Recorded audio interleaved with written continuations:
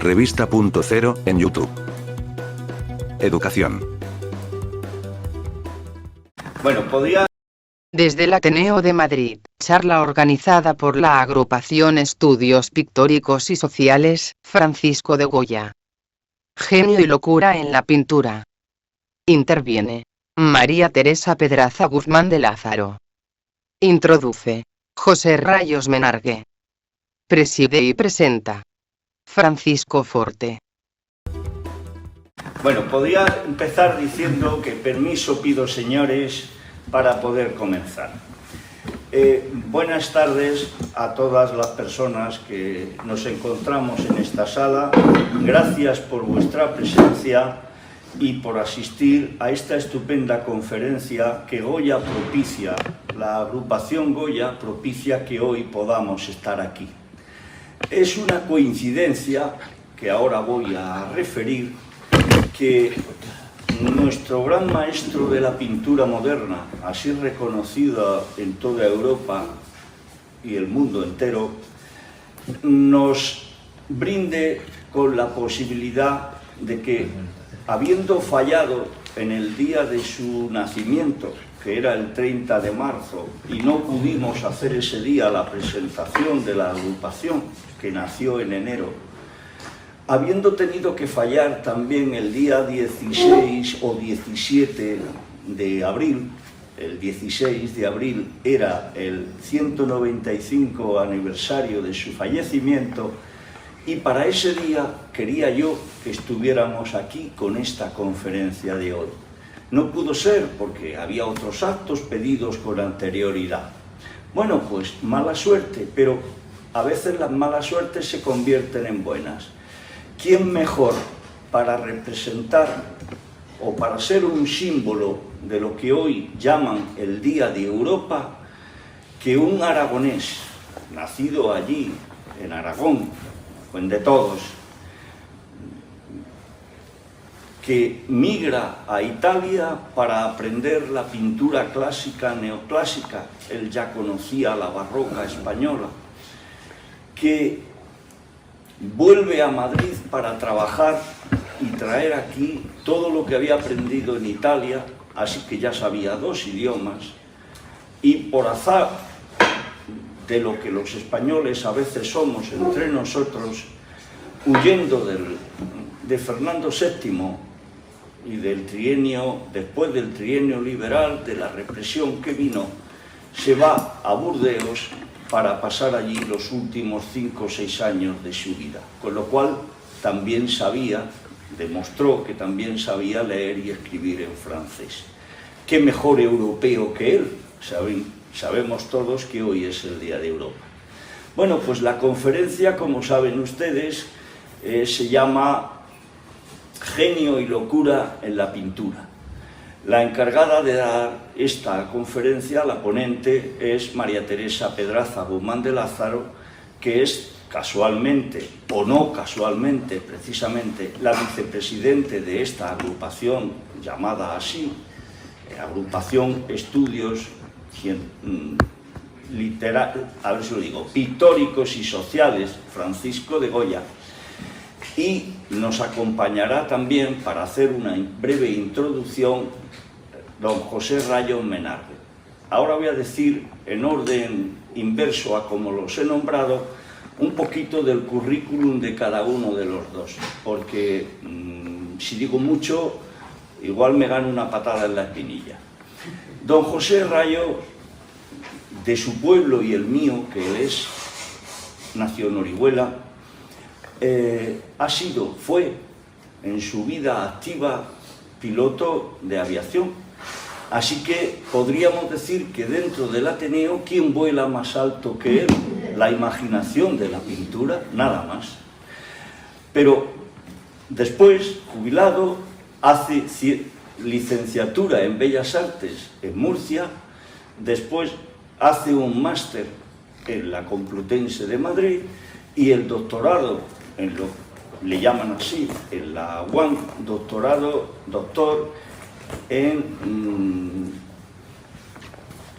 a ver si lo digo, doctor en artes literarias, pictóricas, bueno, luego el que lo diga bien porque lo estoy diciendo mal, seguro, pero y culturales. Bien, pues don José no se queda ahí, es artista,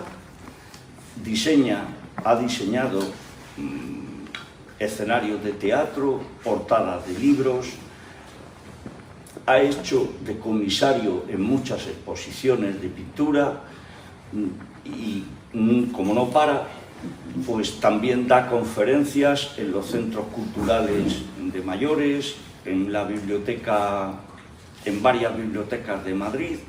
En otras palabras, yo no sé cuándo duerme.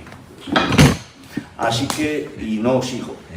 Respecto de doña María Teresa Pedraza Guzmán de Lázaro, posiblemente todas la conocemos también. Pero, dice, pintora, primero enfermera, después pintora, directora de programas de radio, escritora, ensayista, escribe en la revista Entre Letras, escribe en la revista El Obrero, ha escrito en LASUS de Toledo, que es una agrupación de psicoanálisis, ha escrito o es colaboradora en el último libro que se escribió sobre José Saramago, que se llama Saramago siempre, y podría seguir diciendo muchas cosas más, porque María Teresa en el Ateneo pues, ha sido 6 años miembro de la Junta de Gobierno. Primero empezó de vocal, luego depositaria, luego bibliotecaria. Es la presidente de la agrupación Marie Curie, es la vicepresidente, como ya he dicho, de esta agrupación Francisco de Goya. También es la vicepresidente de la agrupación de Ciencias del Mar y es vocal en la agrupación, en otra agrupación más de las que hay por ahí, ahora no me acuerdo de cuál. Así que no digo más porque me alargo mucho y le doy la palabra a don José Rayos que haga la introducción de la conferencia. Bueno, que yo me llamo Paco Forte, eso ya lo sabíais todos, no hace falta que lo diga. Don José, suya la palabra. Gracias. Muchas gracias, Paco, por tu presentación y muchas gracias, Maite, también, por invitarme a participar en tu conferencia Genio y locura en la pintura, organizada precisamente por vuestra agrupación Goya, de estudios pictóricos y sociales. Y efectivamente, Francisco de Goya es precisamente el artista más indicado para hablar de genio y locura en la pintura, el más indicado. En el arte, en las creaciones del espíritu, la genialidad y la locura, primas hermanas, conviven con lo que podríamos llamar la normalidad. Pero ellas, la genialidad y la locura, son las responsables de muchas de las grandes obras de la historia del arte, por supuesto. En la obra del pintor de Fuente de Todos es más que evidente, pero no porque fuera digamos, inadaptado o tuviera alguna patología mental. Tenía problemas de salud, sí, pero era muy consciente de lo que decía y de lo que hacía. Su mente combinaba perfectamente la razón y la locura. Era lo que se dice un genio. Y precisamente ser un genio es ser un gran pensador.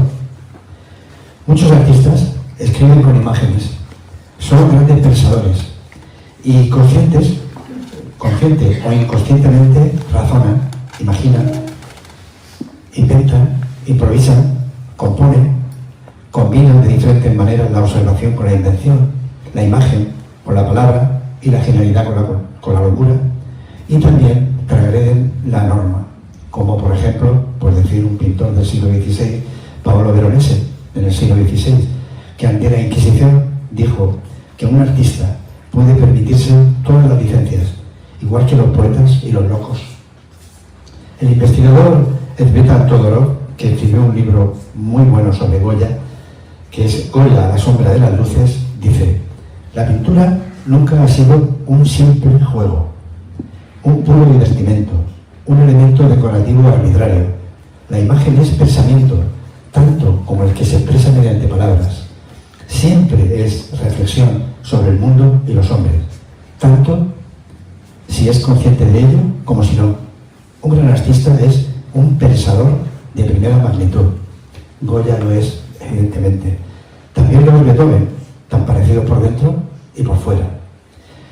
Es verdad, ya sea consciente o inconscientemente, que la imagen siempre es reflexión sobre el mundo y las personas. Y esa reflexión hace que los estudios pictóricos estén directamente relacionados con los estudios sociales, como dice el título de vuestra agrupación.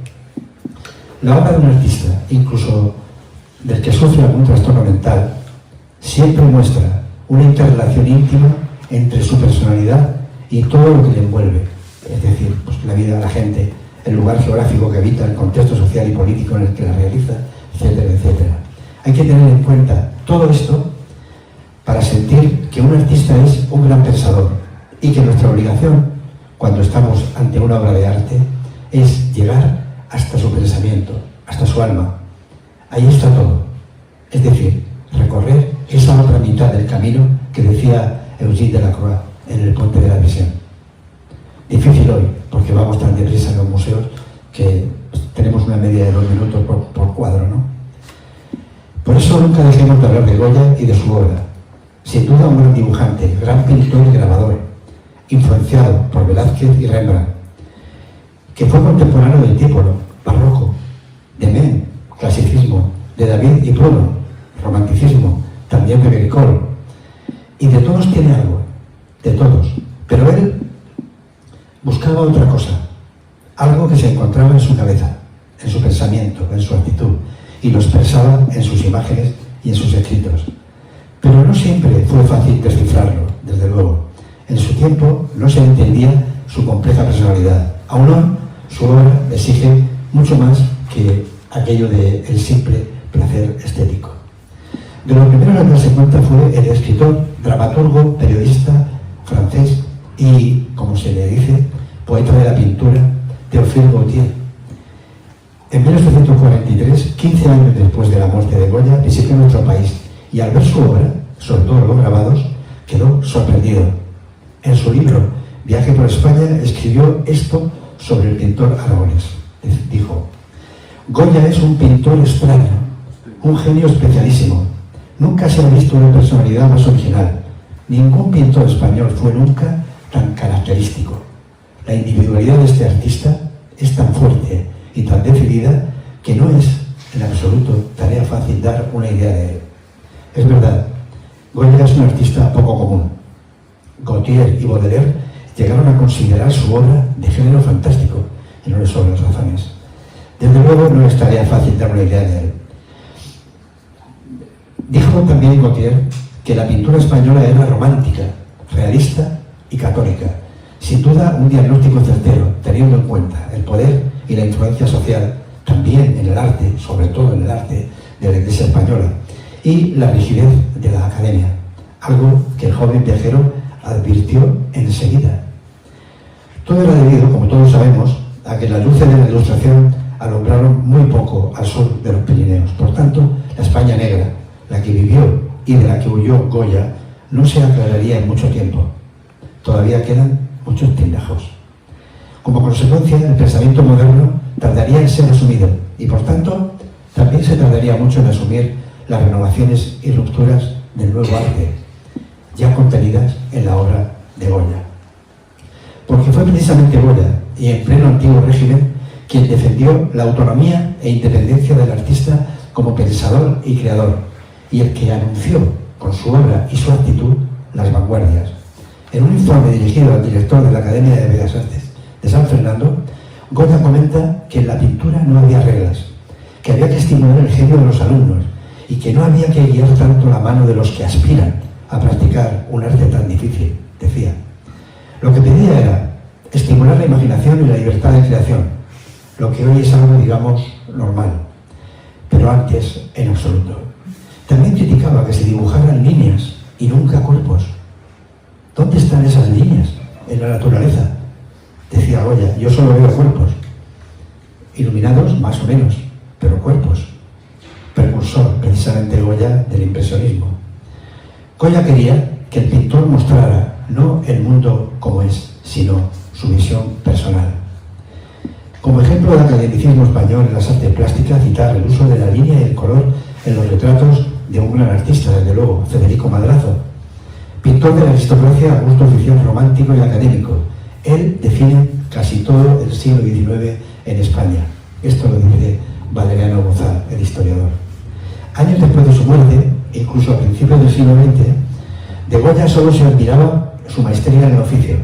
Todos decían que era un gran pintor, aunque algo diferente. Su obra realizada en la corte, sus cartones, sus retratos para la nobleza y la alta burguesía, sus obras sobre la guerra de la independencia, etcétera, etcétera, era muy admirada. A todo lo demás, a lo que se salía de la norma, debido a su pensamiento crítico, a su imaginación, a su locura, casi nadie le prestaba atención. Bastantes años después de su desaparición, no se entendía que el grabado de Goya quizá fuera el producto más puro de su pensamiento, de su genialidad, de su locura. Por tanto, gran parte de la obra de Goya no resultaba aceptable ni política, ni social, ni académicamente. Fuera de España, como ya hemos visto, sí se captó más o menos el universalismo del genio. Un genio que, pese a no ser entendido en todas sus manifestaciones, sí despertaba interés en muchos estudiosos de su obra. De un español fue la primera biografía del artista, escrita por Valentín Carderera, pintor de cámara de Isabel II. Después, casi todos los estudios fueron extranjeros. Un estudio, Goya, de Loguet Materon, publicado en 1858 y dedicado a Eugène Delacroix. Después, Goya, su vida, su obra, de otro francés, Charles Iriarte, publicada en 1867, en donde 39 años después de su muerte se comentaba ya que la personalidad artística de Goya aún no se conocía bien. También otros, Goya y su tiempo y su vida, obra de Cipriano Muñoz y Manzano, conde de la Viñaza, de un alemán, von Loga, Berlín, 1903, de Richard Butter, publicada en 1905, y también cita un texto muy interesante sobre Francisco de Goya, de Schlosser, 1922. Bueno, había bastante gente curioseando por la vida y la obra de Goya. No era fácil, desde luego, dar una idea sobre Goya. Todos coinciden en alabar su obra, pero nadie fue capaz de hallar una explicación al pensamiento que contiene su genialidad y su locura. Se tardó mucho tiempo. Pondré un par de ejemplos de intelectuales españoles que lo intentaron a principios del siglo XX. Rápidamente, Emilia Pardo Bazán, moderna a su manera, una mujer que le gustaba participar en los debates sobre las novedades literarias y artísticas de su tiempo, sabía bastante de todo el arte contemporáneo europeo, era muy viajera y estaba muy informada de lo que ocurría en Europa, literariamente y artísticamente. Habló del artista en dos interesantes conferencias: Goya y la espontaneidad española, 1904, y las representaciones en la época Goya, 1906, conferencia precisamente impartida aquí, en el Ateneo de Madrid. En ellas comenta una serie de cosas. Primero, decía que la personalidad de Goya era muy polémica. Lo reconoce como gran pintor, pero no lo reconoce como pensador. Califica muchas de sus obras como originales y extrañas, y reconoce que en los aguafuertes hay algo más que imaginación. Lo considera un artista genial, pero poco cerebral. Nada enseñó ni escribió sobre su arte, dijo. Todo lo contrario, porque Goya se preocupó mucho de todo lo que he dicho antes, ¿no? Lo califica de extravagante e insurrecto. Todo lo disfrazaba de humorada y de capricho. Y pasaba en paz como los chascarrillos de los bufones de la corte. Yo creo que no es ahí. Le reprocha tener un pincel sin aptitud para los asuntos religiosos. Le critica la pintura de la Basílica del Pilar de Zaragoza, el prendimiento de la sacristía de la Catedral de Toledo, que hay un boceto en el Museo del Prado. Y también le critica, como no, los frescos de San Antonio de la Florida. Estos últimos los califica como una deliciosa decoración. Le acusa de falta de ponderación y equilibrio y se pregunta si fue un pícaro, Tenorio. Critica su indecisión durante la invasión napoleónica. Lo califica de liberal y al mismo tiempo buscar el favor de Palacio, comparándolo con Quevedo.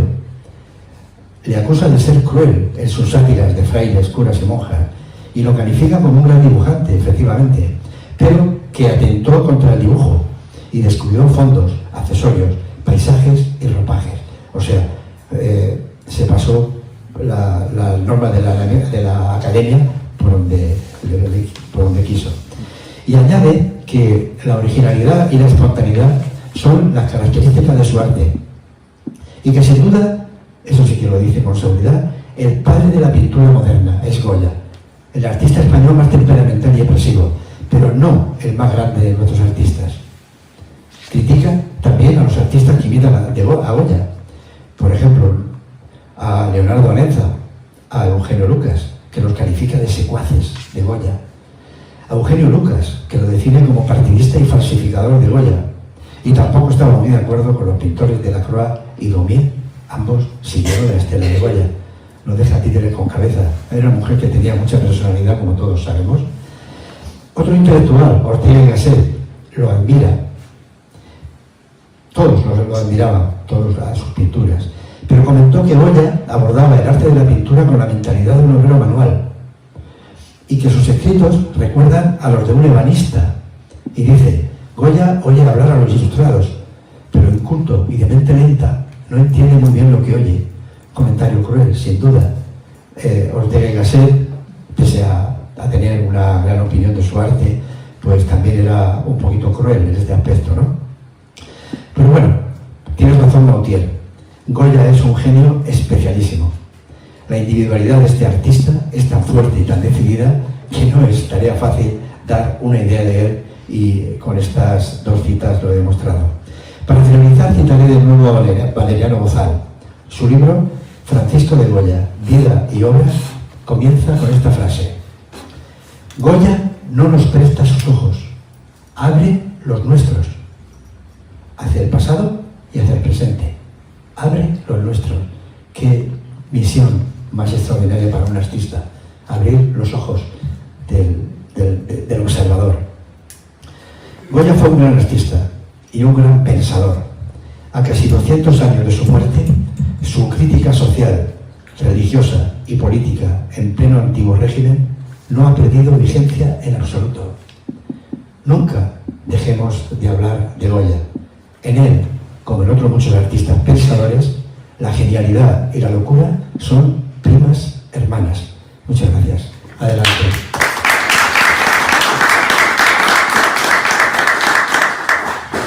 Muchas gracias. Bueno, pues adelante, Maite. Gracias por la presentación, Paco. Como veréis es amigo, ¿no? Porque si no, no hubiera dicho tantas cosas. Has definido, José, a Goya increíblemente, vamos, una maravilla, increíblemente bien. ¿Se graba bien lo de Maite? Sí, sí. Sí, has tocado unos puntos fantásticos y bueno, ya veremos cómo me sale a mí después de lo tuyo. Bueno, muchas gracias a todos vosotros y cada uno de... Para mí es un honor no solamente pertenecer a esta agrupación, sino un honor poder hacer este tipo de trabajos, aunque yo no sé si en fin, creo que está muy bien no solamente hablar de Goya, hablar de los pintores, sino hablar un poco de lo que representa la locura, la genialidad y luego después por qué determinados artistas llegan a ser pintores. Yo lo voy a dividir la conferencia en tres partes. Voy a hablar primero de lo que es la genialidad, luego me iré a la locura y luego me iré a la pintura. La creación, el arte, la expresión artística es algo que ha acompañado al hombre desde los albores de la humanidad. Dentro de la fascinación que produce la persona del genio creativo, la locura fue en muchas ocasiones y se le ha asociado siempre al artista. Ha jugado un papel importante desde hace siglos. Pensadores han vinculado el genio y la locura forjando todo un mito. No ha habido ningún genio con una veta de locura. Ya en la antigüedad, Platón establece una relación entre la creación y la locura, hablando de 4 tipos de locura: poética, profética, ritual y erótica. El filósofo creía en la posición divina de los poetas, los cuales llegaban al puro éxtasis en el momento de la creación, entrando en un estado que ellos denominaban la locura divina. Aristóteles decía que por qué todos los que han sobresalido en la filosofía, la política, la poesía o las otras artes eran manifiestamente melancólicos, y algunos hasta el punto de padecer ataques causados por la bilis negra. Ya sabéis que bueno, pues los poetas, sobre todo los artistas, tienen esa parte, bueno, pues como muy poética, muy tal, ¿no? Ser loco era ser humano, y decían que se hace arte de la propia locura. Y existen muchos locos. El tema es, ¿son locos porque son genios o son genios porque están locos? En la Edad Media y en el Renacimiento, yo os establezco aquí dos partes, que es, en la Alta Edad Media, el artista era igual al mensajero divino. Era la consolidación de la relación entre genio y locura. En el Renacimiento, ya la principal locura asociada a los artistas comentaban que era la melancolía. Era un temperamento saturnino, eran contemplativos, meditabundos, recelosos, creativos, solidarios, validosos, bueno. El cambio de signo siempre decían que era la noble melancolía. ¿Verdad o no, se dice que la esquizofrenia puede repercutir en los artistas o aficionados o profesionales, anulando o estimulando la expresión artística? Yo a veces, cuando trabajaba con pacientes, sobre todo la parte mía eran los niños, y a veces venían y te decían, oye, es que estoy muy deprimido, y yo decía, no estás deprimido, lo que estás es desocupado. A veces no estás deprimido, estás distraído. También tenemos que hablar un poquito de las manías, o sea, el artista siempre tiene esa veta de locura, pero hay una serie de manías. A veces hay mucho en donde no existe ningún tipo de enfermedad mental, sino, sinceramente, tampoco es que puedas etiquetarlos. Es únicamente, bueno, por ejemplo, ¿a quién no le da miedo? Hay muchísima gente que me dan miedo a los payasos. A mí, por ejemplo, yo nunca me han gustado, tampoco las muñecas estas de cera con esas caritas, y sobre todo los maniquíes que en un momento determinado dices, ¡ay, que pueden andar! Bueno, esto ya sabéis que tiene un nombre que es automatonofobia. Hay gente que tiene esta manía y, sin embargo, no tiene por qué tener una veta de locura. La principal locura asociada a los artistas siempre se decía que era la melancolía. Erasmo de Rotterdam, ya en el 1536, ya decía, bueno, en 1511 fue cuando hizo el elogio a la locura, y decía que la más elevada sabiduría se logra por el camino de la locura. Para el autor, para Erasmo, ser loco era el que se salía de lo común, de lo habitual. Y si es un artista, pues a mayor extravagancia, más sería aclamado por el público. Ya sabéis que Rotterdam era el tutor, por llamarlo de alguna forma, de los hijos de nuestra reina Juana de Castilla. De hecho, Juana de Castilla, como dicen entonces, se carteaba ya en aquella época con Erasmo de Rotterdam. Claro, ¿quién no hemos visto estas excentricidades? O sea, acordaros en un momento determinado cuando aparece en el escenario Lady Gaga con un trajecito pues lleno de chuletas. O sea, se había hecho un traje, como yo veo a la carnicería, digo, deme usted cuarto y mitad de chuletas de tal y me las pongo. Bueno, pero sin embargo es un artista, los Rolling Stones. En el romanticismo, la exaltación del mito era, como os he dicho antes, la soledad, la locura, el arte. Los artistas románticos podrían haber visto en la conexión genio y locura una llave hacia la afirmación de su identidad social. De hecho, no solo contribuyeron a ser etiquetados de locos, sino que incluso instigaban a que se pusieran esa etiqueta. De hecho, vas a una exposición, y esto os lo cuento como anécdota, yo cuando expongo, una vez pues tenía unos amigos y exponía yo, y yo, bueno, había ido a la peluquería más bonita que San Luis, ¿pero dónde vas así? Ponte una boina, ponte algo. ¿Pero por qué me tengo que poner yo nada? Pues porque eres pintora, o sea, el propio artista es el que a veces hace, bueno, sabéis que Becker, bueno, pues era la melancolía. ¿Quién con 15 años no hemos leído tu pupila azul? Esto era muy típico en aquella época. Las damas, las damiselas, eran, bueno, pues como muy frágiles, que no tenían de frágiles nada, no os engañéis. Se desmayaban, unas porque llevaban unos corsés enormes en la cual se oprimían, les faltaba el aire, se deprimían y ya les ponían las sales. Pero todo esto, bueno, pues acordaros, la dama de las camelias, en fin. Pasamos ya a... Os quiero hablar un poquito de... bueno, ya os he hablado de todo esto, de Becker y tal.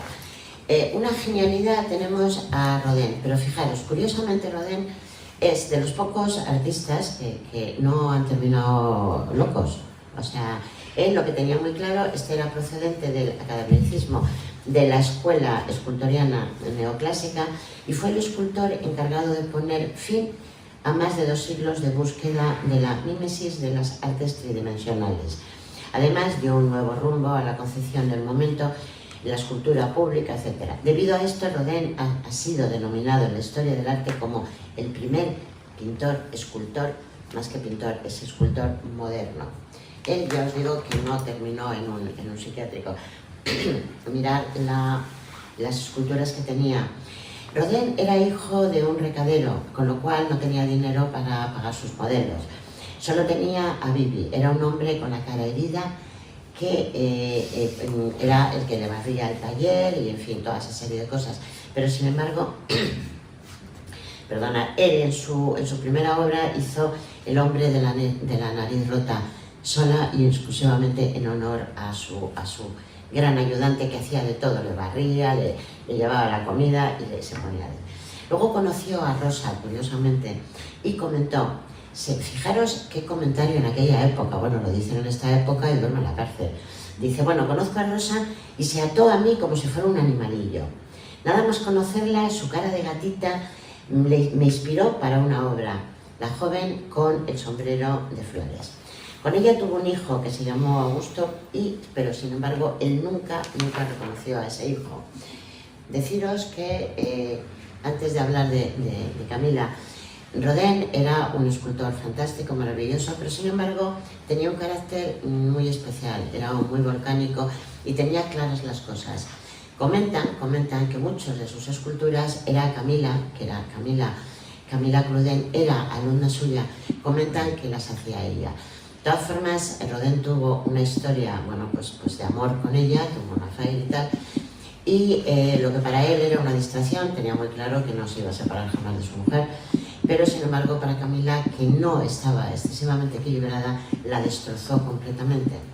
Y Camila siempre desde niña sintió pasión por el arte, en especial por la escultura. Imaginaos en aquella época una mujer queriendo tocar el barro y tocar eso, o sea, era increíble.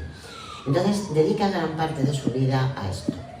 El escultor Auguste Rodin, que se convirtió en su maestro y ella era su musa, pero ella era una mujer pues muy dependiente, se enamoró y entonces a partir de ese momento, pues bueno, la verdad es que terminó fatal. Se conocen en el año 1883 y al año siguiente empieza a trabajar con él. La vida de Camila se complica muchísimo. Comentan que incluso quedó embarazada de Rodin y él le obligó a abortar, con lo cual en sus esculturas se veía siempre, bueno, pues lo que era la expresión del amor. Ese amor, si os dais cuenta, ella siempre, el macho siempre está por encima, ella era la mujer que adoraba. Y después comentaban que hizo muchos esculturas, sobre todo de niños. Dicen que no superó en ningún momento el haber abortado.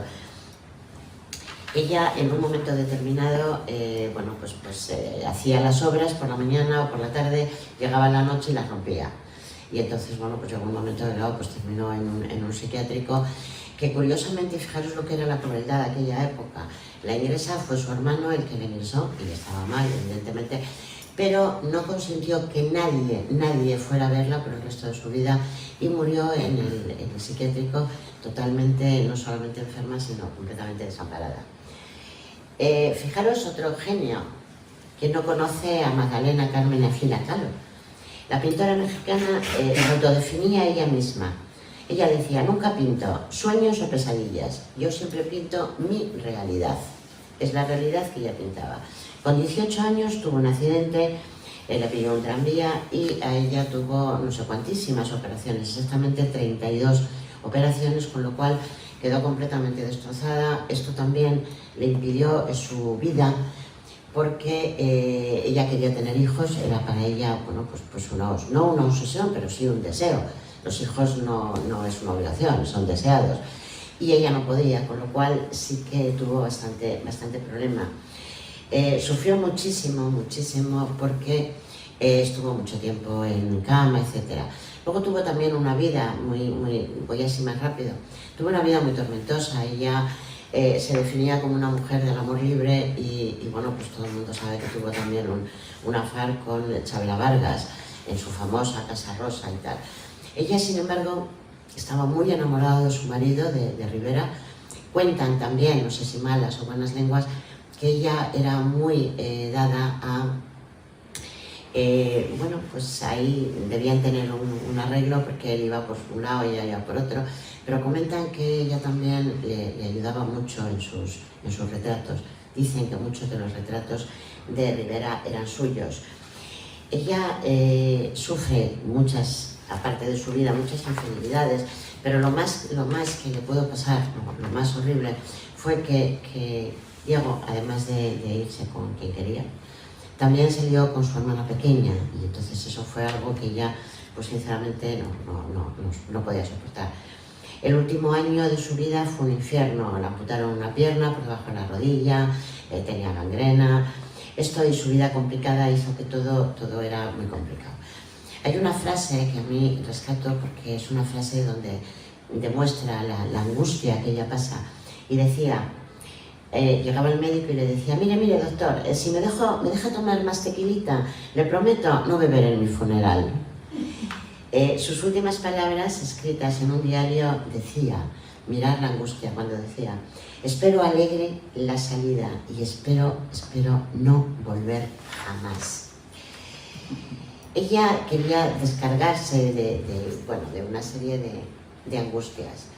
Es que observar los cuadros que hacía Frida, si os dais cuenta, aquí es la genialidad y por eso es la locura, es todo. Imaginaros toda esta serie de cuadros, pero en medio siempre hay un niño, un feto, o sea, algo que ella no superó nunca. Ella siempre se pintaba muy adornada, con flores muy coloridas, de hecho vivió en su casita rosa, pero sin embargo era un llanto, era una angustia, era una mujer atormentada.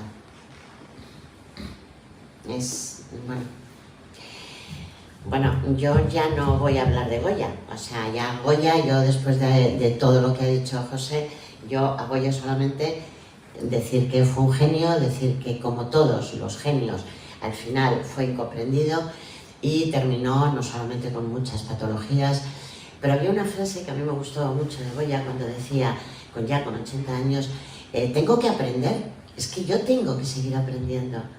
Él lo pasó muy mal, ya sabéis que incluso fue juzgado por la Inquisición, estuvo ahí a punto.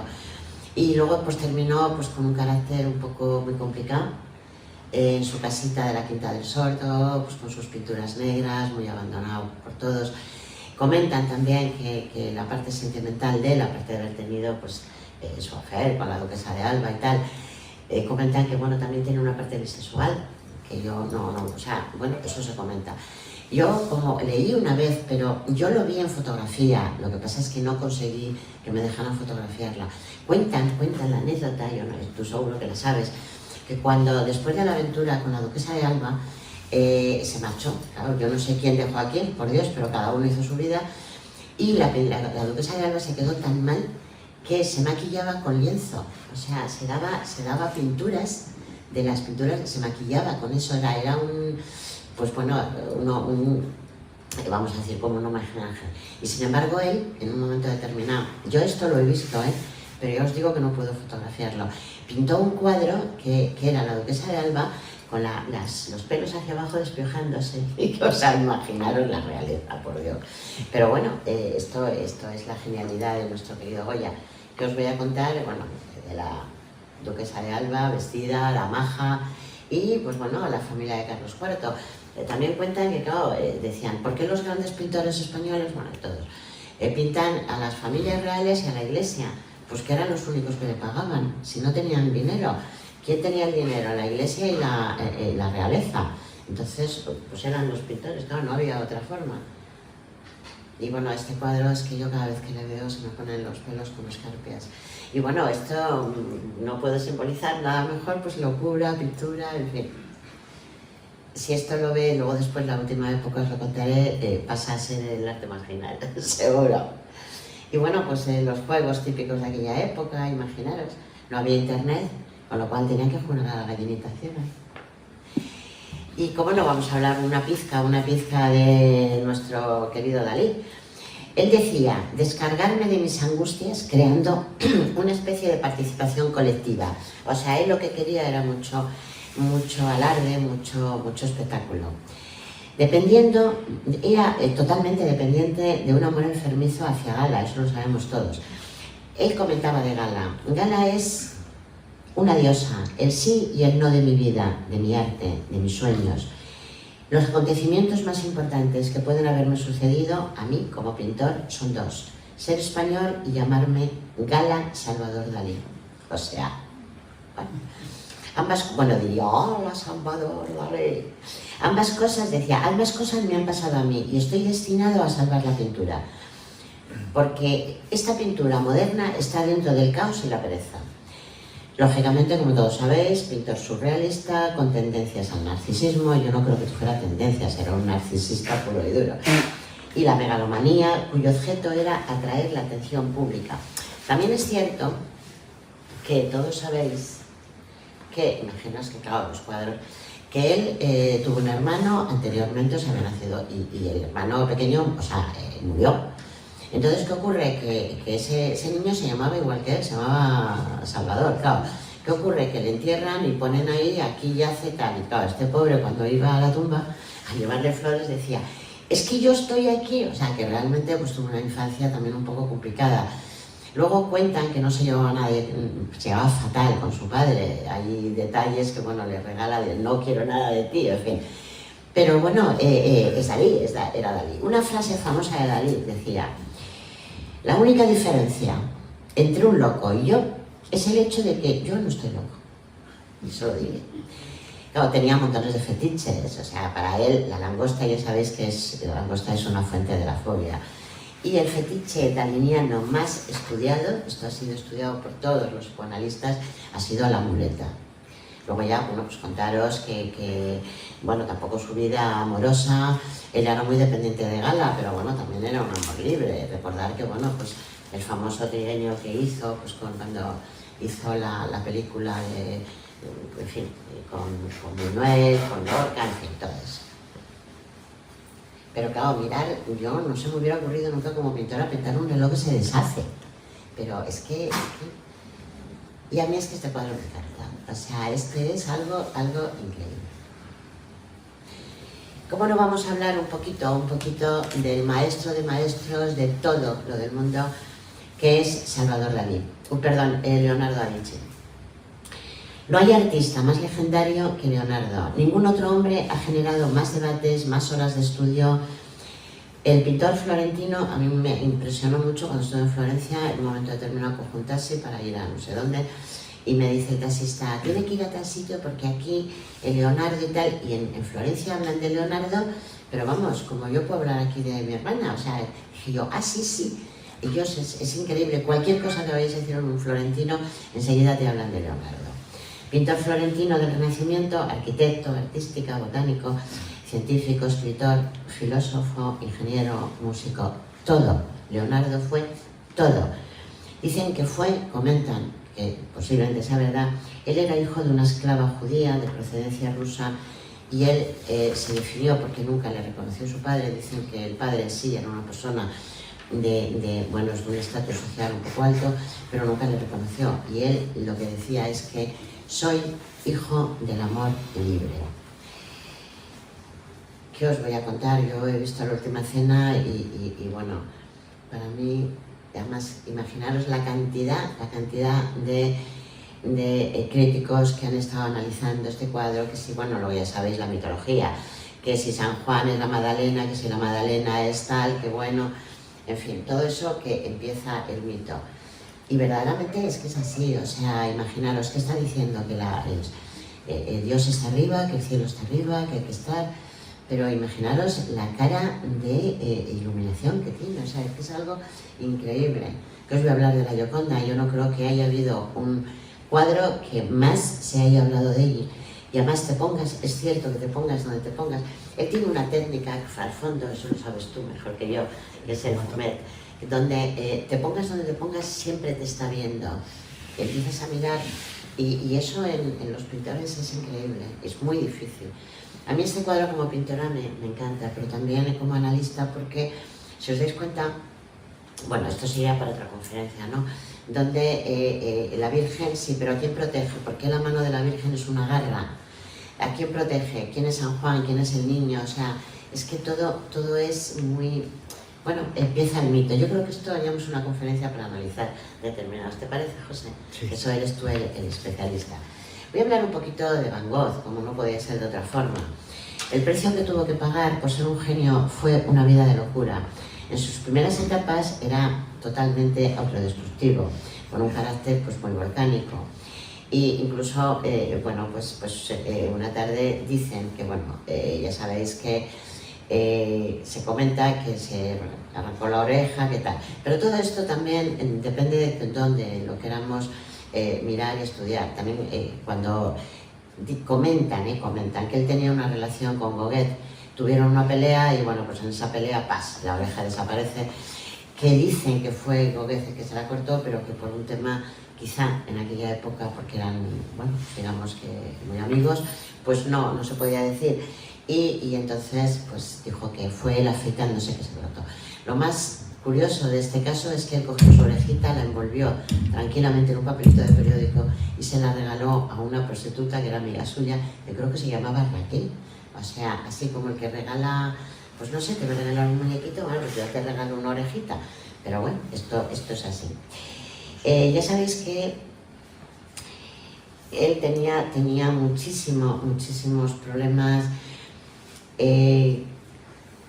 No querían que tuviera, su hermano, la verdad es que él le pedía constantemente dinero para comprar pintura. Ya sabéis que en aquella época no eran los botes, tenían que hacerle tal. Se dice que tenía varias patologías. Era epiléptico, era alcohólico y otros comentaban que tenía una esquizofrenia. Yo no creo que fuera esquizofrénico.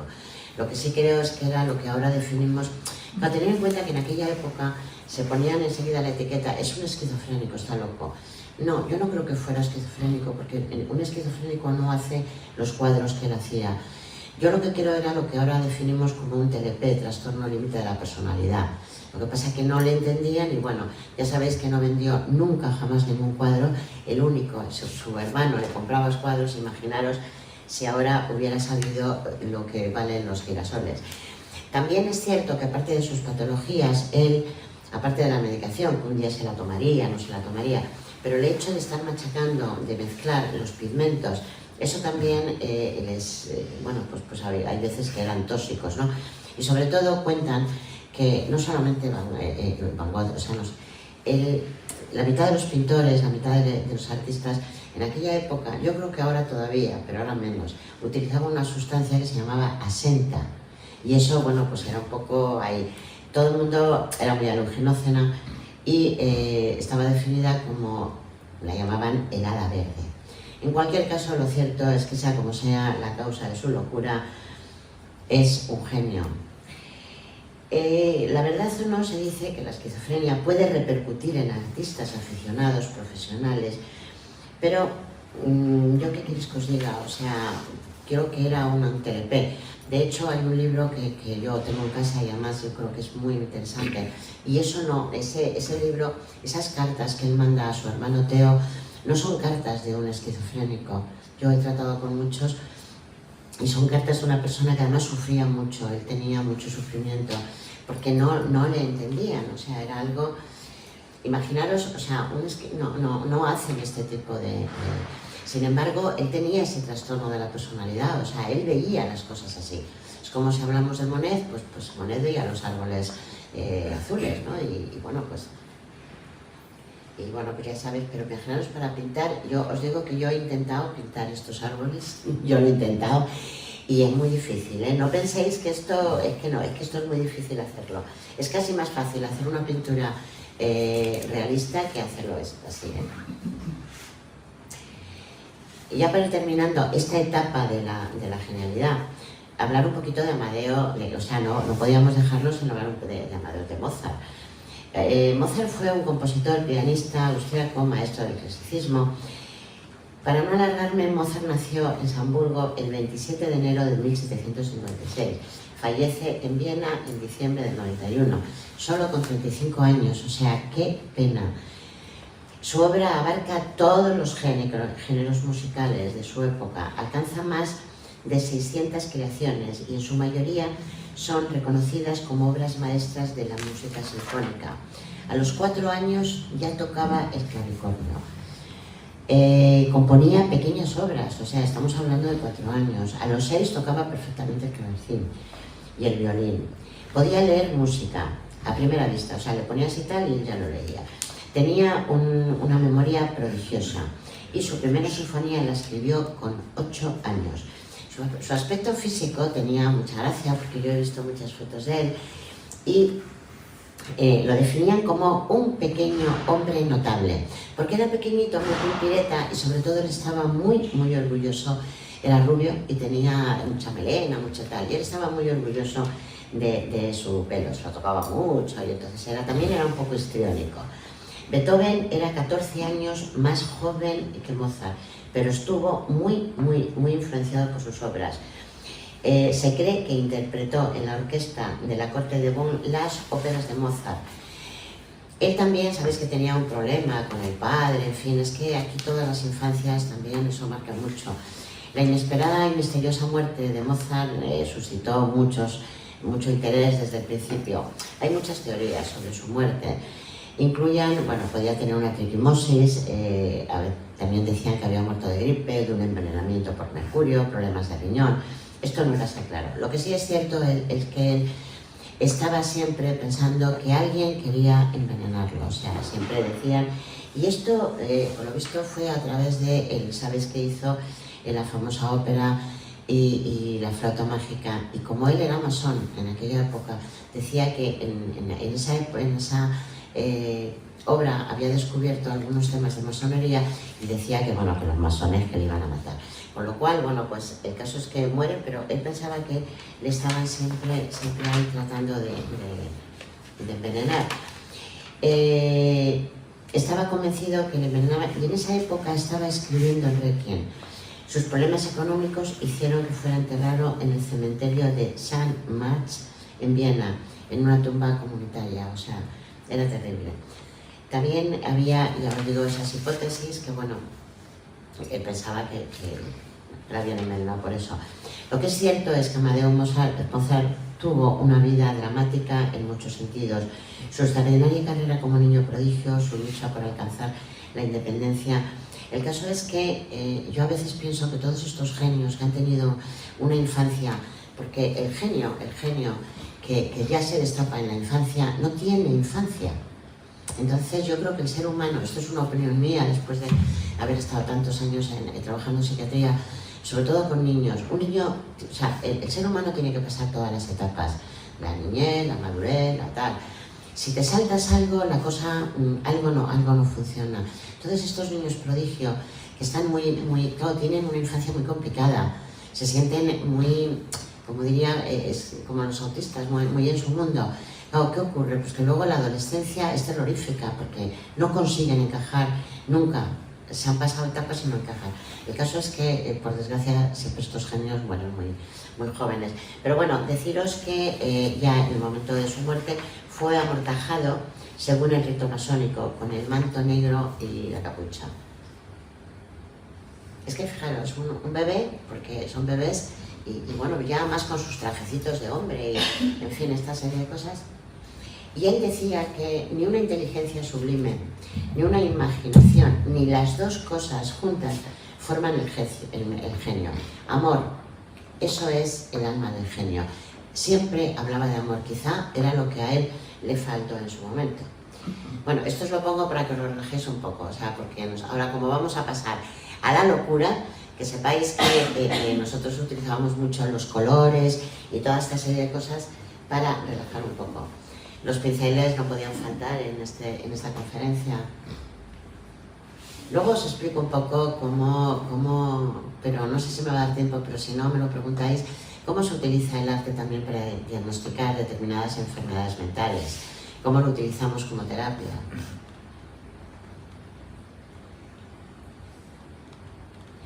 Y vamos a hablar un poquito, ahora ya hemos pasado de todos los genios, vamos bien de tiempo, ¿sí?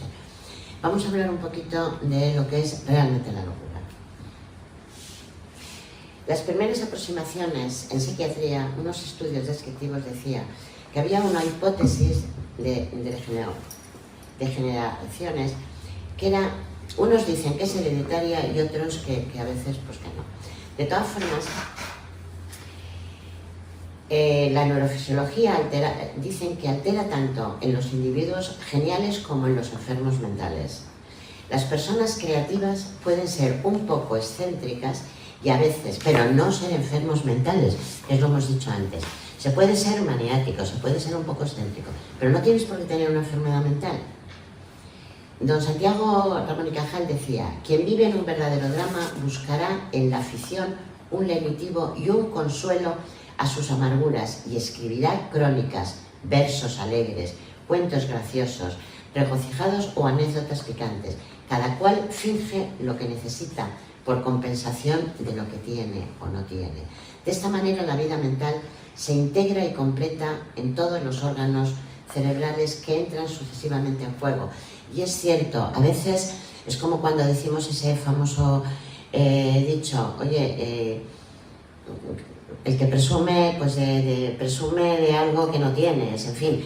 Hay veces que cuando tienes ahí una serie de problemas, pues la gente lo estampa en pinturas o te montas una vida paralela que no es realmente la tuya. Sigmund Freud, sus ideas y estudios sobre la personalidad de los artistas han tenido mucho que ver con la tendencia a identificar al artista con enfermedad mental. A ver, Freud siempre decía, y siempre sus estudios eran, bueno, pues mucho de que, bueno, todos tenemos una patología para Freud, todos somos narcisistas, cualquier cosa que hagas y llevas, en fin, ahí también. Luego hay otros estudios, Brian señalaba que si bien los genios no están especialmente predispuestos a la locura, son ciertamente más nerviosos. Y en el caso concreto de que se presentase una patología, suelen ser maniático-depresiva. ¿Por qué? Pues porque el genio a veces no le entienden. Quiere hacer una cosa y si no sabe, pues rompe el cuadro o rompe no sé qué. Pero eso es así. Stalin y Mayer encuentran entre las personas creativas, especialmente escritores y otros artistas, dice que hay una gran incidencia en la depresión y el alcoholismo. Pero también es cierto, o sea, yo he conocido muchos artistas y, bueno, no todos son alcohólicos, evidentemente, pero sí hay una atención, una cierta, bueno, inclinación, podríamos decir. Edward Bergman, él fue sobrino de Sigmund Freud. Este utilizó su concepción, bueno, con este quiero comentaros que él utilizaba mucho el psicoanálisis para la concepción él era un publicista, y entonces utilizaba, por ejemplo, en la parte subliminal. Sabéis que tú estás viendo una cosa y se te pasa y, bueno, pues eso cerebralmente se te va quedando. Sin embargo, fijaros, él era muy ético en su tema y era un maniático. No quería trabajar, jamás quiso trabajar con Franco, con Hitler, con Somoza, pero luego, sin embargo, tenía clientes como Henry Ford, Rockefeller, presidente de Estados Unidos, en fin. Todo el mundo aquí tenemos unas manías. ¿Cómo no voy a hablar de la locura de Bobby Fischer? Bobby Fischer fue campeón mundial de ajedrez. Tenía un coeficiente intelectual altísimo, aunque era totalmente antisocial. Resultó incomprensible, bueno, él, cuento un poquito la historia, él era hijo de una enfermera, vivía en Nueva York y entonces tenía, por 17 años, su madre fue imposible seguir viviendo con él y le deja solo en su apartamento de Brooklyn, entregado completamente al ajedrez. Él se levantaba, se acostaba todo con el ajedrez.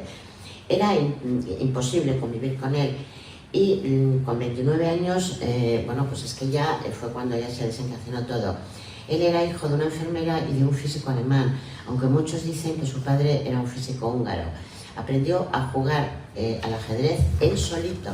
¿Qué pasa? Que fue campeón, pero imaginaros cómo tenía la mente, que una vez que era ese campeón, él no siguió jugando, se retiró rápidamente. ¿Por qué? Porque la única explicación que encontramos, los que hemos estado un poco ahí tratando de analizar todo este tipo de comportamiento, es que él tenía un temor, era terrible, el miedo que tenía insuperable para que le pudieran derrotar, lo cual se suma a los diversos indicios de una obsesión de desequilibrio mental totalmente, bueno, lo deja todo y bueno, muere a los 64 años completamente solo. Vamos a hacer rápidamente un poco... Existe una relación genética, biológica. En el 1966 ya hubo estudios. Henston estudió con hijos de madres esquizofrénicas. La mitad de los hijos de las madres que tenían una esquizofrenia, que a lo mejor no era esquizofrenia, a lo mejor era otro tipo de patología. La mitad de los nenes mostraban deterioro psicosocial. La otra mitad eran sujetos mentalmente sanos y muy creativos. Yo esto os lo puedo... Vamos a ver, los hijos de madres que tienen a lo mejor una bipolaridad, una esquizofrenia, pero sobre todo una bipolaridad, quiere decir que las madres son muy creativas, o sea, cuando tienen el pico alto, pues bueno, juegan mucho y pintan y hacen montones de cosas. Con lo cual los niños no es que lo hereden, es que lo ven. Entonces esos niños son muy creativos, no tienen por qué heredar esa creatividad. Sin embargo, cuando dicen, es que los niños de madres normales son menos creativos, es que las madres normales, vamos a decirlo, son normales, te levantas, llevas a los niños al colegio y tal. Claro, aquí también se hacen muchos estudios, pero hay que tener en cuenta esto. ¿Existe una relación a nivel cognitivo? Pues entre ellos pues hay mucha más fluidez, flexibilidad de pensamiento. Yo me quedaría con estas dos cosas para que nos quede claro. Que nos quede claro que el pensamiento creativo es controlado por el sujeto, implica tener objetivos y es racional. Eso es fundamental, o sea, eso es, un dogma. Y el pensamiento psicótico, la persona que tiene un pensamiento psicótico, es caprichoso, carente de sentido, domina al individuo porque no tienes ningún tipo de control. Esto para mí ha sido lo fundamental. Tú conoces a una persona y el creativo es así, es que no hay más. ¿Existe una relación en cuanto a la personalidad? Bueno, pues a veces existen semejanzas en el carácter entre personas creativas sin patología esquizofrénica, tales como tendencia a la soledad, el rechazo a las normas comunes, bueno. Y otros sujetos creativos puntúan por encima de la media en tendencia hacia una depresión, porque el creativo siempre está como un poco fuera de lo normal. Cuando tú le preguntas a Monet por qué hace unos árboles azules, yo os cuento una anécdota. Yo un día llego a casa, que tengo un estudio, comparto con varios pintores, y bueno, yo llego a mi casa con un cuadro, yo emocionada, le va a encantar. Estaba mi hijo y digo, mira, es mi última obra y tal. Y el otro mira, ¿y te gusta? Y me dice, ¿qué tengo que ver? ¿Cómo que tienes que ver? ¿Te gusta? ¿Pero qué tengo que entender? Con lo cual dije, déjalo. O sea, es decir, hay veces que pues estás un poco más creativo. Bueno, es que el arte es así. Hay una alta incidencia de afecciones mentales entre poetas y una tendencia aún mayor de neurosis, psicosis entre mujeres poetas. La mujer lo acusa más, pero no porque aquí haya una diferencia. No, lo que pasa es que la mujer, a ver, no voy a decir que es más sensible, ni muchísimo menos, Dios me libre, pero las mujeres, por cuestiones hormonales, pues hay cosas que te pueden afectar más y tienes otra serie de picos, igual que los hombres lo tienen en otro lado. Si yo ahora os pregunto, ¿qué veis en ese cuadro? ¿Qué os parece raro en ese cuadro? Así, rápidamente. Jesús, ¿qué te parece raro en ese cuadro? Sí. Desde un punto de vista que no tiene un centro. Un centro. No tiene un centro. Bueno, de expresión. este cuadro es de una gran pintora que pasó toda su vida en un psiquiátrico. Se llama Eloisa Condor. Ella tenía una psicosis. Fue una artista suiza que ella, en su psicosis, se enamora del Kaiser Guillermo II. Claro, lógicamente, Guillermo II no se enamora de ella.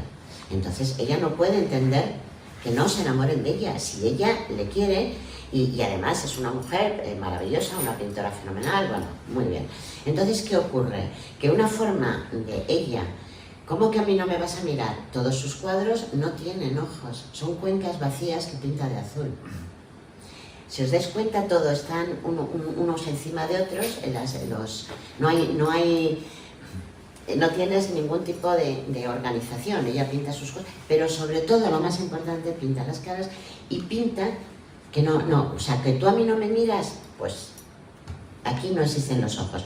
Ella ingresa en un psiquiátrico en 1918 y allí, bueno, empieza a pintar, escribe poesías y, claro, lógicamente, pues muere allí.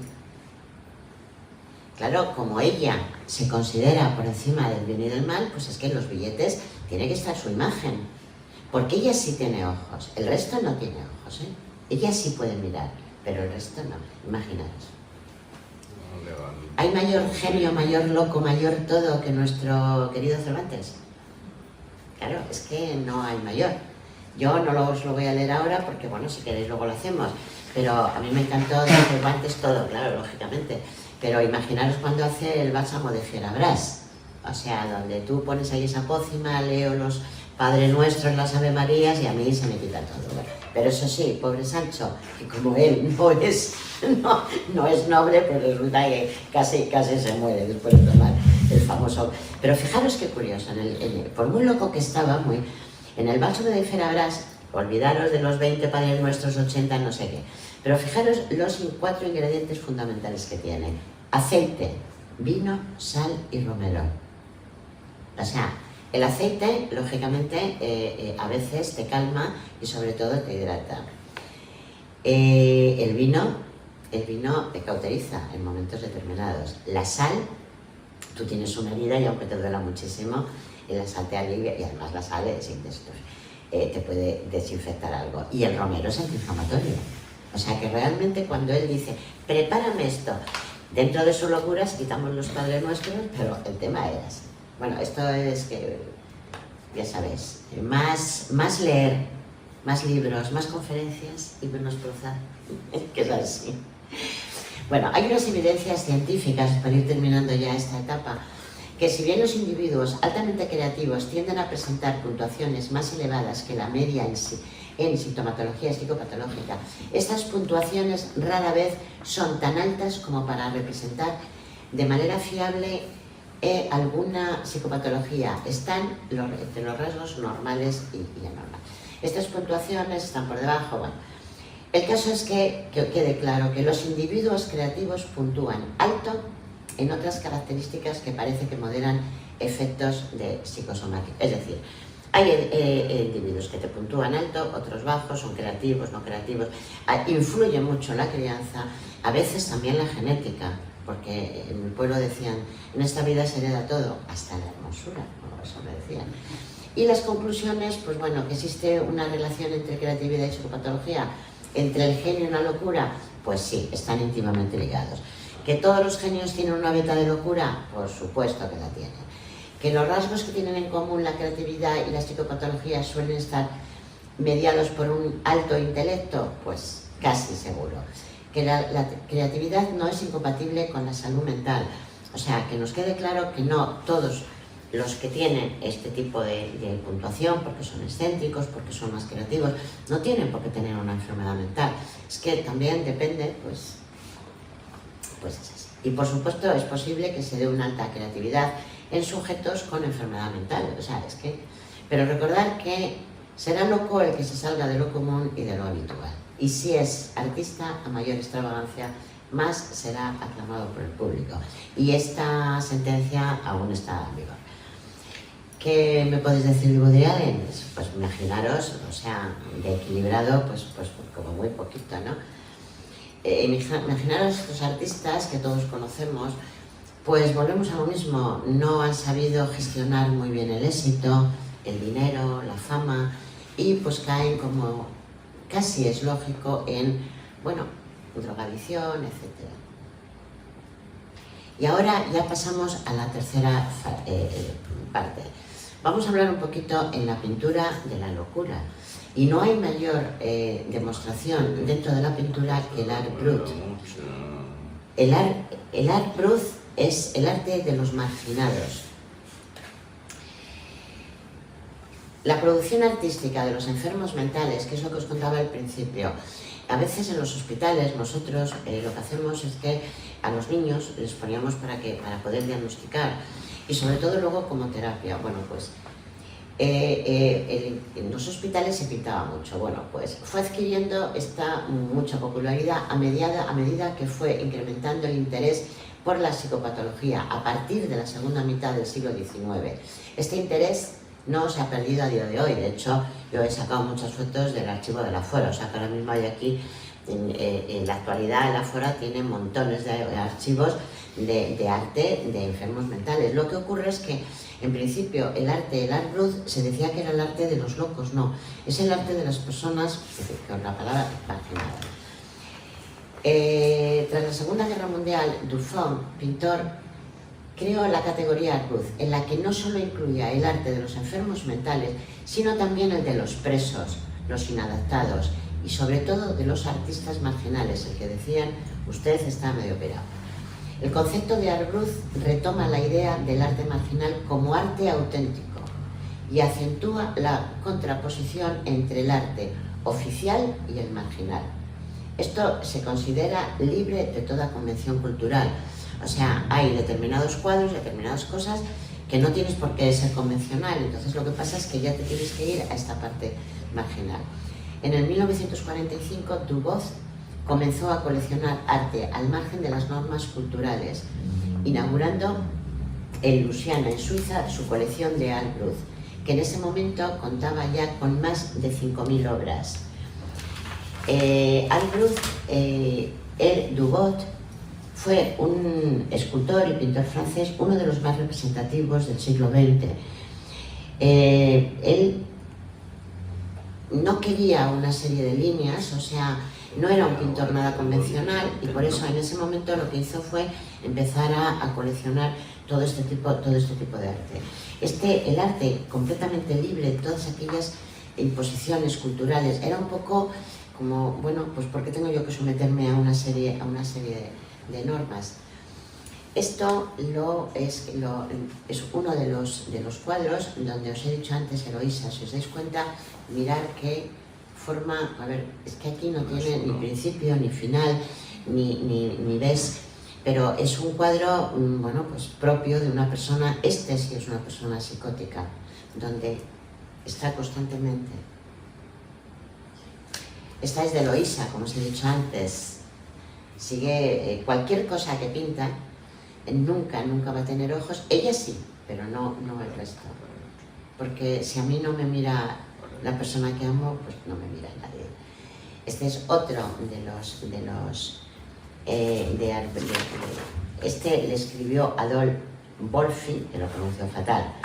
Este era huérfano desde los 10 años, después él debía tener algún tipo de problema a nivel, porque luego fue acusado de abuso sexual y bueno, pues al final termina igual en un psiquiátrico. Si os dais cuenta, pues todo es muy complicado. Es que imaginaros qué tipo de cuadros, o sea, pero también qué angustia debía tener el pintor para utilizar esos colores. Rembrandt decía que el negro no existía, y es verdad. Nosotros, cuando hablábamos con los pacientes, yo siempre decía, no hay negro ni blanco, o sea, porque hay gris, ¿no? Y sin embargo, ellos, y además, si os dais cuenta, cómo marca todo, los contornos. Imaginaros que es que no sabes qué es una persona, es un animal, es una mitología, pero observar, porque este era un psicótico. Este se llama Gules Dowling, que era dibujaba unas cosas como que le vigilaban. Y entonces, como estaba también muy obsesionado con él, que le vigilaba mucho, pues todo el mundo. Imaginaros, los ojos son enormes, no tienen ningún tipo de sentido. Pero claro, yo los he traído aquí, solamente os he traído al Brut, pero hay veces que te vas al cubismo y ahí a ver qué hacemos. Y fíjate, pero vamos, esto es sacado de los archivos.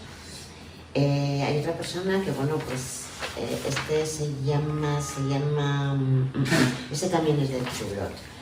Bueno, pues él, todo eran animalitos, pero fijaros qué tipo de animalitos, o sea, a ver, ¿dónde va? ¿Qué es? Este es Carlo Cinetti. que estuvo ingresado en un psiquiátrico desde los 31 años. Evidentemente no hay que profundizar mucho en este dibujo, en esta pintura, para saber que este paciente pues le tiene que proteger, ¿no? Y le protegen porque o le dominan. O sea, este tuvo montones de problemas, sobre todo con el padre. Siempre le veía como una persona, bueno, comentan que también en aquella época cuando se hablaba de determinados abusos a nivel de violencia, pues es que pegaban un bofetón y es que era un bofetón, o sea, es que no era así. Pero si os dais cuenta, que además daros cuenta que el niño no tiene brazos. Entonces, esto es... Magdalene Hill, ella vivía convencida de que había montones de espíritus que la acompañaban y eran sus amigas. Ella en un momento determinado deja de hablar porque no le interesa, porque él ya tiene su mundo, y como está rodeado de amigos, de espíritus que están con ella, pues ¿para qué va a hablar? O sea, ella nada, tranquilamente. Imaginaros qué mundo se crea. Bueno, pues cada uno de estos son sus espíritus, sus amigos, pero imaginaros, o sea, las rayitas. Ella es igual. Mirar el mundo que tiene, es un mundo completamente suyo, donde no deja entrar a nadie porque todo está protegido por sus espíritus. Todo, todo.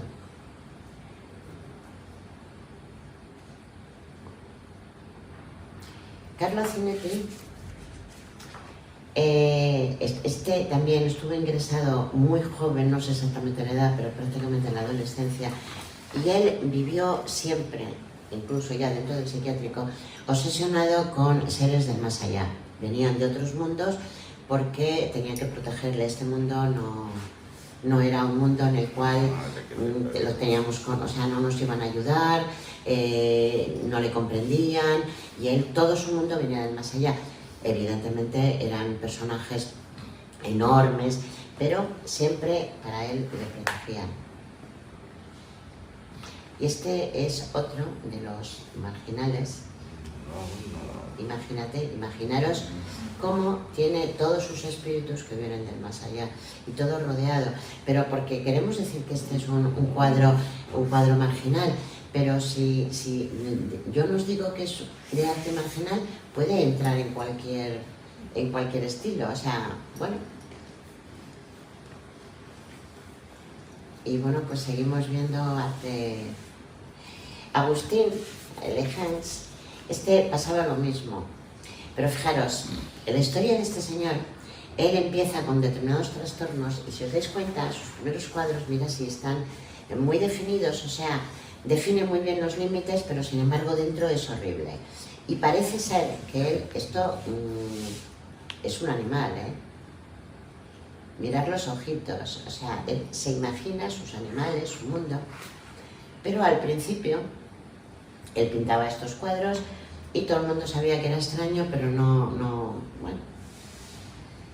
Él le encantaban los gatitos, pero no a él, le encantaban los gatitos a su mujer. Él estaba muy, muy enamorado de su mujer y cada cumpleaños le regalaba un cuadro con gatitos.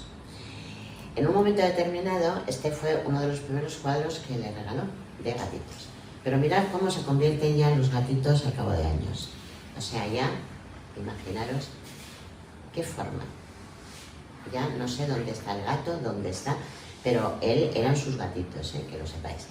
Y bueno, ya para ir terminando, ya terminamos con esto, no vamos a dejar de hablar de este cuadro terrorífico. No es de Art Brut, pero sí que le dijeron que era un pintor totalmente demenciado. Edward Wood es un pintor bipolar, o sea, él tenía una bipolaridad. Sin embargo, su pintura es impresionista. Él nace en Noruega y padece una depresión debido al exceso de alcohol. Él era un alcohólico, evidentemente. Él decía que tenía que tomar alcohol porque tenía que establecer una continua relación con la enfermedad y la muerte. O sea, él decía, mi relación siempre es con la vida, no, es con la enfermedad y la muerte. Sí que es cierto que también tuvo muchísimos dramas en su familia. Su madre y su hermana murieron de tuberculosis, en aquella época era lo normal. Y otra hermana que estaba ingresada en un centro psiquiátrico porque padecía en aquellos momentos diagnosticada de esquizofrenia y también era bipolar. Él decía de sí mismo, se autodefinía a sí mismo, decía que de la misma forma que Leonardo da Vinci había estudiado anatomía humana y diseccionaba cuerpos, él lo que intentaba diseccionar era el alma. Él no le interesaba el cuerpo, le interesaba el alma y la enfermedad. Sus temas eran tragedias humanas, todo, la soledad, la melancolía, la angustia. Él hacía el grito, pero de esta obra sabéis que hay 4, hizo 4 obras, las mismas pero muy parecidas. Este arte es que es perturbador completamente. Esto, la gente cuando empezó a verle, los críticos, le pusieron la etiqueta de que era un arte totalmente demencial y se le consideraba a Edvard Munch como degenerado, o sea, este señor es un degenerado. Él decía y mantenía en cualquier conferencia que daba que su vínculo con la enfermedad, la muerte, y se consideraba que quería diseccionar todas las armas. Y entonces él decía que los ángeles, imaginaros, los ángeles que rodeaban su cuna fue la enfermedad y la muerte. Eran o sea, ya desde pequeño. Dicen que el grito fue la fuente de inspiración, quizá se encuentra porque era una persona muy atormentada. También es verdad que en su adolescencia el padre le educó en un ambiente muy rígido, quizá también, bueno, pues la madre había muerto, en fin, y un ambiente muy severo. Insisto, había 4 versiones del grito. Él lo llamó la desesperación, pero de hecho siempre se le consideró como arte demente, o sea, un arte totalmente demencial el arte. Ser loco era ser humano y se hace arte de la propia locura. Existen genios, ya para terminar, que están locos y locos que son genios, pero yo os preguntaría, ¿afecta en algo el orden? Pues no. Quizás si no hubieran sido locos o con determinadas aficiones, pues sinceramente no nos hubieran dejado esta genialidad. Y bueno, pues ya con esto terminamos. Y yo os pongo aquí la ranita, pues porque volvemos a lo mismo. Siempre cuando éramos pequeños nos educaban diciendo que la ranita, la princesa le da un besito, se nos convierte en el príncipe azul. Yo creo que en esta vida no hay príncipes azules, se destiñen. Y bueno, este ha sido todo. Arte, locura y algo. Muchísimas gracias.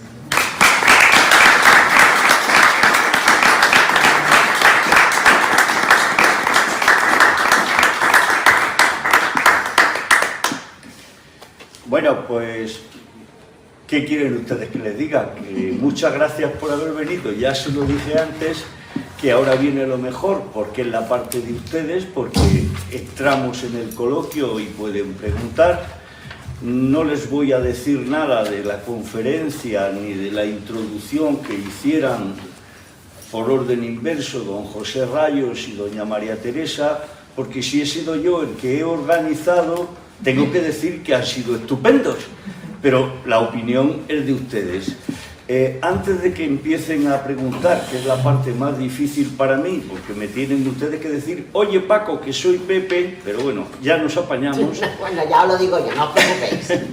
Antes de eso, anunciarles, por si alguien se quiere ir antes, el viernes, creo que es a las 7, no es en esta sala, es en otra, presentamos un libro de una doctora, creo que es pediatra, reumatóloga del Niño Jesús, pero el libro no es especialmente de pediatría ni un tratado de reumatología, es una novela.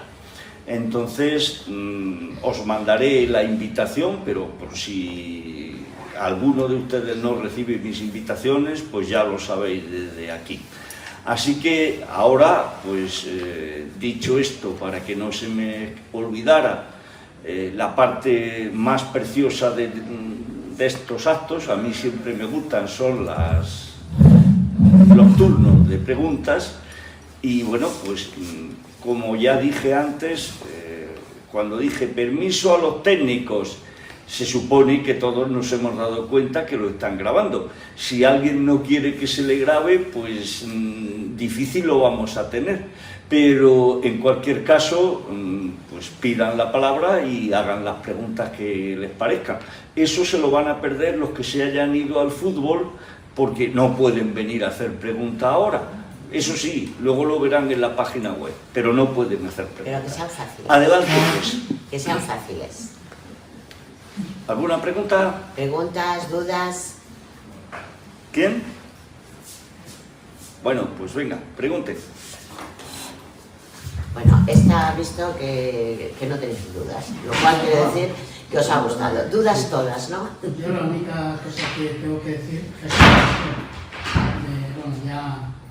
es que, digamos, el concepto de esquizofrenia, yo creo que al principio no es un concepto muy claro, es como, diríamos, un poco blando. Y el concepto de psicosis a mí me parece que se ajusta más a lo que tú has dicho y eso.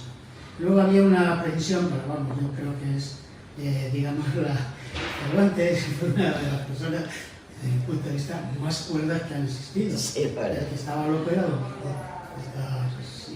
eso es una locura renacentista, sana, alegre, porque hay dos tipos de locura, ¿no? Que se vio, entre el Renacimiento se vio bien el ocio de la locura, es la locura simpática que tiene este Erasmo de Rotterdam y que, por cierto, bueno, y luego en segundo lugar, a partir de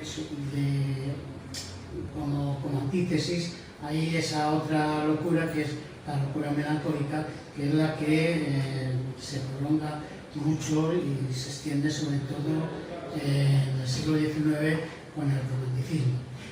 A mí me parece que se dio una gran epidemia de locura en esa época y he oído, no sé, no tiene nada que ver, que tiene que ver por el uso de la artillería, que es lo que rompía la armonía psíquica de las personas. Entonces, con el surgimiento de la artillería y las bombas, pues la gente se volvía pues, muchísimo más loca y sufría pues, estados de tiro mucho más, y por eso, digamos, el tema de la psicosis, eso es una cosa pues, relativamente cierta. Bueno, hay otras cosas como lo de Cajal y esto, pero bueno, esa es la idea. Y claro, la relación entre genio y locura, la manía, pues eso. Luego la última cosa que ya quería decir, y ya con esto me callo, es que se define al hombre como un ser esencial y sustancialmente enfermo. Así que lo anómalo es, el 80% de la población, dice, tiene alguna dolencia física, psíquica, espiritual o lo que sea. Eso es lo que dicen, yo no sé de ese porcentaje. De hecho, las personas así como yo, pues a la edad que tengo y tal, ya tengo los achaques y me mantengo a base de piedra y cosas así. Y tengo que ir periódicamente pues, a revisiones, cosas, lo cual quiere decir que mi estado de salud es como pienso que el de mucha gente. A ver, yo, Jesús, te diría que efectivamente lo que tienes razón, no hemos hablado exactamente de lo que es una esquizofrenia, una psicosis, no. Yo lo que he hecho ha sido, y eso tú te has dado cuenta, es también en la época de lo que estamos hablando, o sea, te quiero decir, hay muchas veces que dicen que no están diagnosticados de una. Lo que ocurre es que en otras épocas, tampoco hace tanto, tampoco hace tanto, o sea, aquí en España existían los famosos mal llamados manicomios, donde no eran tratados, no eran diagnosticados. O sea, cualquier persona que tenía un problema, es un loco, es un esquizofrénico. No, es que podía ser como os he dicho cuando Van Gogh. Un esquizofrénico no hace ese tipo de... Entonces es un TLP. Lo que ocurre es que al no haber ese diagnóstico exacto, que hasta hace muy poco no lo ha habido, o sea, menos mal que ahora Bueno, las cosas han cambiado, gracias a Dios, pero todo se metía. Entonces, cuando tú hablas de melancolía, ¿por qué los artistas eran melancólicos? Pues es muy sencillo. Primero, pasaban hambre. O sea, no había dinero, todo eran calamidades. Yo leí en una ocasión que incluso Becker, para poder calentarse, se tenían que echar, o sea, quemaba hasta libros, porque no tenía para comer. Entonces, claro, era debilidad. Y la debilidad, pues, da, no melancolía, es que da desgana. También es verdad que esas personas, artistas, no vendían, no tenían dinero, se desesperaban. Sí que es cierto también que el artista sí es muy más nervioso, pero es más nervioso o no, a lo mejor es más perfeccionista. Es que no puedes encajarlos, pero sí que es cierto que hay, y que además, incluso ellos, Erasmo lo decía, se potencia. Pues porque, bueno, es que qué rara es que es un artista, el bohemio, lo que ahora llamamos trasnochado. Es un trasnochado, bueno, pues es que esos son los pintores, ¿no? Que no tiene por qué ser, es que lo propician ellos mismos, el llevar determinadas indumentarias. Con respecto a efectivamente, no ha habido persona más cuerda que Cervantes, pero yo hablo del genio, pero luego hablo de la locura, claro, más locura que Don Quijote, ¡ay, los molinos! Claro, es que tú imagínate poder combinar todo eso, o sea, es algo increíble, increíble. Es que el ser humano, tú hablas de clase al médico, ¿y quién no? ¿Y quién no? Lo que pasa es que fíjate lo que te voy a decir. Sin embargo, nosotros, que somos normales, dicen que somos normales, aunque a veces la normalidad es aburridísima, pero bueno, ¿qué ocurre? Que tú vas al médico y te dan una pastilla para la tensión, otra para el colesterol, para el reuma, para no sé qué, el corazón, una te hace daño, ahora tómese usted para que no le haga daño, un antibiótico, tómese un protector, bueno, horrible, pero no te pasa nada. Pero sin embargo, o sea, tú sales, que es a lo que voy, y tú tienes un problema con alguien y no pasa nada, y eres un enfermo. Pero sin embargo, si estás tomando el Prozac, estás tomando haloperidol, o estás tomando tal, un esquizofrénico, un depresivo, un no sé qué ha tenido, o sea, es que ahí empieza el estigma de la salud mental. Y la salud mental también está muy asociada a los artistas, vamos a llamarlos de alguna forma, bueno, de alguna forma no, es la forma de llamar a los artistas, pero también por las condiciones, no digo la mayoría, digo muchos, no dormían, porque claro, una persona se pone a pintar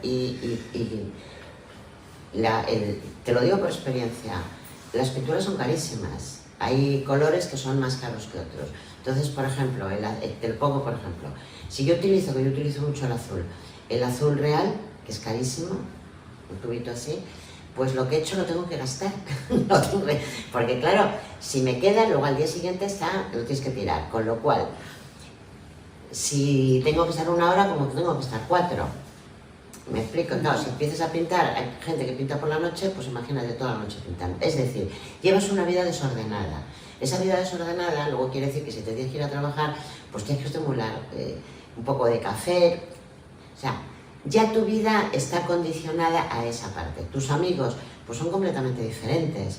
¿Por qué? Pues porque si estás solo en tu estudio, o sea, quiero decirte que determinadas, por eso hablamos de esa melancolía, como antiguamente eran los humores, colérico, claro, todo esto, pero lo que es cierto es que a mí el Art Brut a mí me impresiona mucho, me gusta mucho. Claro, yo ahora mismo voy a veces a exposiciones, no menciono nombres, por respeto, y yo veo determinados cuadros que digo, bueno, esto iría perfectamente al Art Brut, esto es denunciar. Y sin embargo son cuadros que se están vendiendo caros, porque parece ser que en este mundo, cuanto más caros parece que son mejores, ¿entiendes? O sea, es que estamos ahí un poco... Pero bueno, para mí lo importante es que os haya gustado, que hayáis estado bien, y bueno, pues seguiremos haciendo, gracias a Dios, en la agrupación Goya seguiremos haciendo por lo menos cosas de estas. Pero yo siempre, ya te digo, lo mezclo mucho con la salud, quizá porque mi profesión, digamos que yo he comido de la medicina, bueno, pues el resto, ahora parece ser que vendo, ahora, que ya es. Dime, cuéntame. Yo tengo un amigo, el hijo de un amigo, que está en un psiquiátrico ahora, que no es artista, tiene la fase investigadora y se dedica a estudiar física cuántica y no sé qué, y yo estudio matemáticas y no sé casi eso, pero lo escucho. Es alucinante lo que es capaz de autodidácticamente, de saber, de profundizar, de rayos, de gamma, me vuelve loco. Me llama cada día o cada 2 días y escucho y le trato de animar y no sé qué. Increíble. Vosotros habéis hablado de la pintura, pero esta otra fase de los experimentales científicos o cosas científicas son alucinantes, porque es que no entendemos. Pero es que es alucinante cualquier etapa en un paciente ya ya diagnosticado de salud mental. Yo, mira, hago la radio, tengo un programa de radio en Radio La Barandilla, está dentro de un hospital de día que es de personas con problemas de salud mental, ahí tienen, pero agudos. Entonces, ¿qué ocurre? Que tú te das cuenta que estas personas necesitan, a Adeo tú también los conoces, y allí tenemos pacientes, ya te digo, agudos, tenemos esquizofrénicos, psicóticos, Entonces, no te puedes imaginar la capacidad que tienen de aprendizaje. Pero claro, también ten en cuenta que de por sí una patología mental son muy obsesivos. Entonces, cualquiera de nosotros, los que estamos aquí, por mucho que tengamos un buen intelecto, tenemos que estar un poco más dispersados. O sea, estudias, trabajas, llegas a tu casa, haces la compra, o sea, problemas emocionales, o sea, todo. Pero claro, este tipo de personas hacen una investigación y es lo que tienen. Yo observaba, mira, un día ahí en La Barandilla, hemos conseguido que hagan programas de radio y tú los oyes y dices, es alucinante, pero alucinante, cómo se han integrado, pero claro, todo eso es a base de terapia, a base de montones de cosas. Entonces, yo hablo de la pintura porque esto es la formación mía, pero si te vas al mundo, por ejemplo, yo no he visto niños, ¿os acordáis de aquel cubo de Rubik, me parece que se llamaba, ¿no?